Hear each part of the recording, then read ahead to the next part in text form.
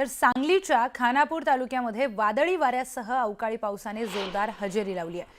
पळशी, हिरवे, भिवघाट या घाट माथ्याला वादळी वारे आणि गारांच्या पावसाने झोडपून काढल्याने गारांचा खच जमा झालाय।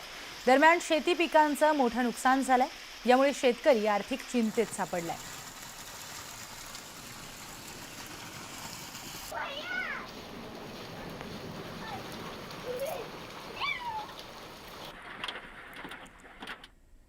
राज्यात सध्या अवकाळी पावसाने धुमाकूळ घातला आहे। अनेक ठिकाणी वादळी वाऱ्यासह गारांचा पाऊस सुरू आहे। याचा मोठा फटका शेती पिकांना बसतोय। साताऱ्याच्या कराडमध्ये देखील वादळी वाऱ्यासह अवकाळी पाऊस झाला। कराड शहरासह उंडाळे, काले, शेवाळेवाडी भागाला पावसाने झोडपलं। या पावसामुळे शाळू पिकासह गहू आणि आंब्याच्या बागांचं नुकसान झालंय।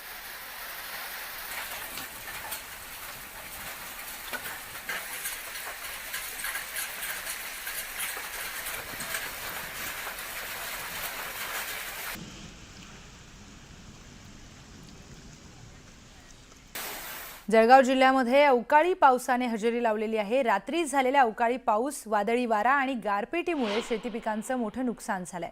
तातडीने पंचनामा करून नुकसान भरपाई देण्याची मागणी शेतकऱ्यांनी केली आहे। धाराशिव जिल्ह्यामध्ये सलग दुसऱ्या दिवशीही अवकाळी पावसाने हजेरी लावली। पावसामुळे काढणीला आलेला गहू, हरभरा, ज्वारी तर फळ पिकातील टरबूज, द्राक्ष, केळी, आंबा या पिकांचं अतोनात नुकसान झालंय। गोंदिया जिल्ह्यातील शिरोली, महागाव परिसरामध्ये वादळी वाऱ्यासह गारपीट झाली आहे। अवकाळी पाऊस आणि गारपिटीमुळे मका पिकाला फटका बसण्याची शक्यता आहे।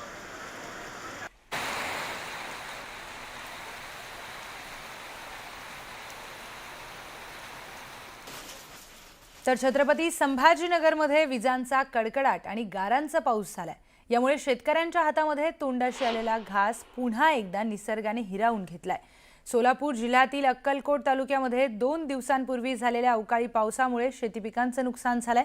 गारपिटीमुळे परिसरातील ज्वारी पिकं आडवी झाली आहेत। धाराशिवच्या लोहारा परिसरामध्ये आलेल्या वादळी वाऱ्यामुळे केळी पिकांची बाग पूर्णतः आडवी झाली आहे, तर झाडाला लागलेली केळी देखील खाली पडली आहे। त्यामुळे शेतकऱ्यांचं लाखो रुपयांचं नुकसान झालंय।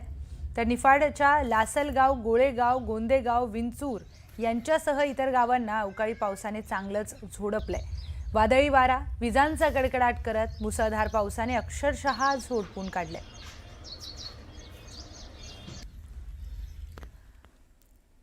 तर धाराशिव जिल्ह्यामध्ये सलग तिसऱ्या दिवशी गारांचा पाऊस झालाय। इजोरा, सरमकुंडी आणि शेळगाव या परिसरामध्ये वादळी वाऱ्यासह पाऊस झाला। तर अवकाळी पावसामुळे काढणीला आलेला ज्वारी, गहू, हरभरा आणि केळी, द्राक्ष पिकांना देखील फटका बसलाय।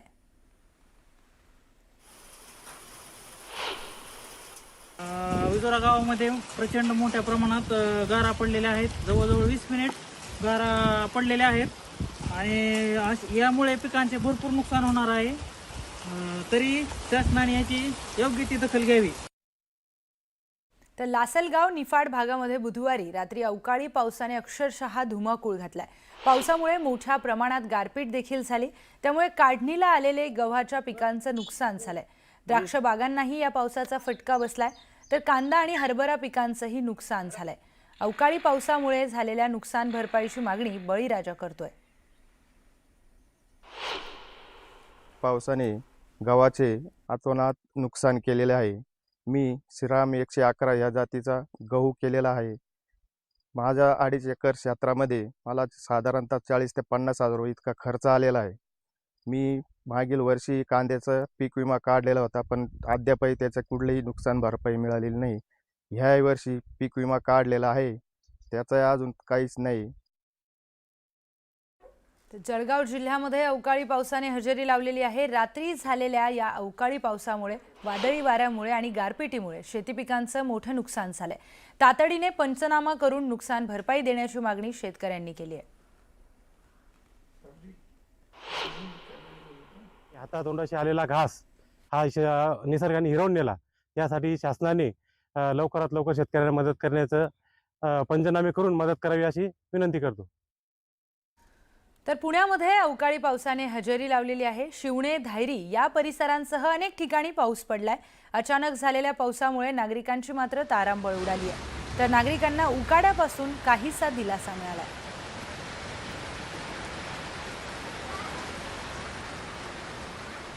तर छत्रपती संभाजीनगरमध्ये गुढीपाडव्याच्या पूर्वसंध्येलाच अवकाळी पावसाने हजेरी लावली आहे। जोराचा वारा, विजांचा कडकडाट आणि गारांचा पाऊस झाल्यामुळे शेतकऱ्यांच्या हातातोंडाशी आलेला घास पुन्हा एकदा निसर्गाने हिरावून घेतलाय।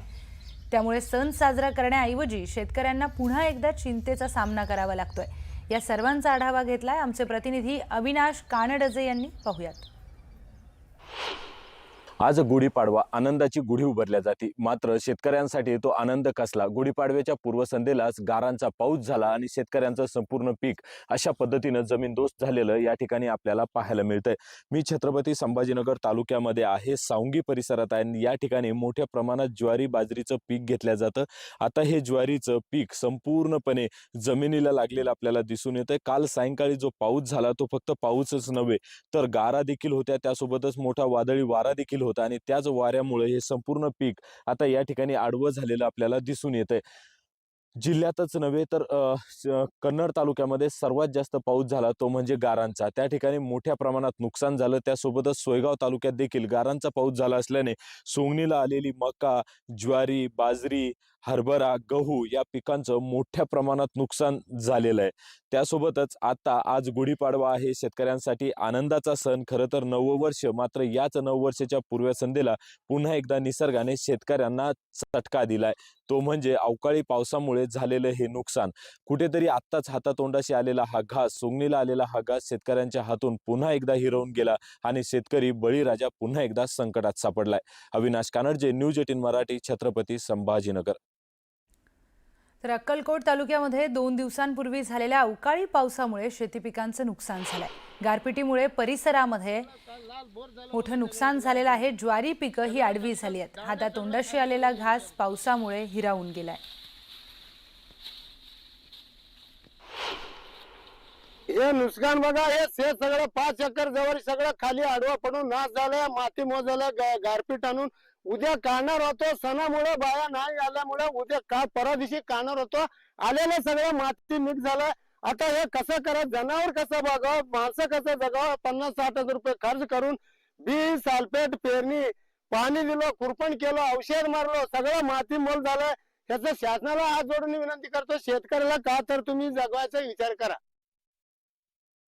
तर धाराशिवच्या लोहारा परिसरामध्ये आलेल्या अचानक वादळी वाऱ्यामुळे केळी पिकांची बाग पूर्णतः आडवी झाली आहे। झाडाला लागलेली केळी देखील खाली पडली असून शेतकऱ्यांचं लाखोंचं नुकसान झालंय। लाखोंचा खर्च, आता बाग जमीनदोस्त झाल्यामुळे तो भरून कसा काढायचा या चिंतेमध्ये शेतकरी आहेत। या सगळ्यांचा आढावा घेतला आमचे प्रतिनिधी बालाजी निरफळ यांनी। पाहूयात। तालुक्यात जी गारपीट आणि अवकाळीचा जो पाऊस झाला, या वादळ वाऱ्यात फळपिकाचं मोठ्या प्रमाणात नुकसान झाल्याचं आपल्याला पाहायला मिळते। प्रामुख्यानं आता मी एका केळीच्या बागात आहे। लोहारा खुर्द या शेतशिवारातील ही केळीची बाग आहे। आपण बघू शकतो की या केळीच्या बागाचं नुकसान देखील झालेलं आहे। ही केळीची झाडं जी आहेत ती अशा पद्धतीने उन्मळून पडल्याचं चित्र पाहायला मिळते। ठिकठिकाणी ही झाडं जी आहेत ती अशी उन्मळून पडलेली आहेत। आता ह्याला केळी लागली होती आणि ही केळी वाढण्याच्या आकारात आहे, म्हणजे हिचं फळ काही दिवसात शेतकऱ्यांना मिळणार होतं। त्याच काही ठिकाणी तर केळीचं खुटं देखील निघून पडलेले आहेत। एकूण मोठ्या प्रमाणात जे आहे ते केळीचं नुकसान झालंय। त्यामुळं या अतिवृष्टीचं अवकाळीचा कसा तडाखा शेतकऱ्यांना बसलाय। आपल्यासोबत केळी उत्पादक शेतकरी, किती क्षेत्र होतं सगळं तुझं? 4.5 एकर क्षेत्र आहे साहेब। किती खर्च आला होता लागवडीला? 1 एकरला 3-3.5 लाख रुपये खर्च आहे। मग आता कसं आहे सगळं नियोजन? आता काहीच कळणार झालं साहेब आम्हाला। अवकाळी पावसामुळे खूप नुकसान झालंय। तर हे हातातोंडाशी आलेला घास आता गेल्यासारखं झालंय। आता ही बाग माझी 4 दिवसात जाण्यासारखी होती। आता पावसामुळे सगळे माझे झाडं मोडून पडलेत। समोरच आहे तुमच्या इथं नुकसान झालंय भरपूर। सगळे घडं वगैरे केळीचे खाली पडलेत। झाडांचं नुकसान झालंय, बुंदे तुटून पडलेत झाडाचे। हे प्रत्यक्षात नुकसान पाहिलं तर आपल्याला खरंच याचा अंदाजा येऊ शकतो की किती मोठ्या प्रमाणात तळ हाताच्या फळाप्रमाणे ही खरं तर केळीची बाग जपली होती। मात्र ही काही तासात जो सगळं वारं वादळ सुटलं आणि त्याच्यात गारपीट झाली आणि या गारपीटीत सगळी केळीची बाग जी आहे ती उद्ध्वस्त झाली आहे। त्यामुळं या शेतकऱ्याला खूप मोठा आर्थिक नुकसान सहन करावं लागतंय आणि हे आर्थिक नुकसान सहन करायचं म्हणजे सहज शक्य नाही आहे। त्यामुळं कुठेतरी मदतीची आशा या शेतकऱ्याकडून व्यक्त होताना सुद्धा दिसत आहे। सागर जाधवसह बालाजी निरफळ, न्यूज 18 मराठी, धाराशिव, लोहारा।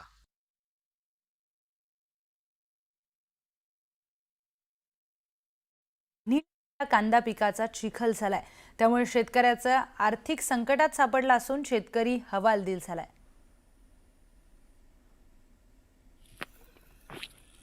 तर धाराशिवमध्ये आपण बघतोय की मोठ्या प्रमाणामध्ये कांदा पिकाचं नुकसान झालंय.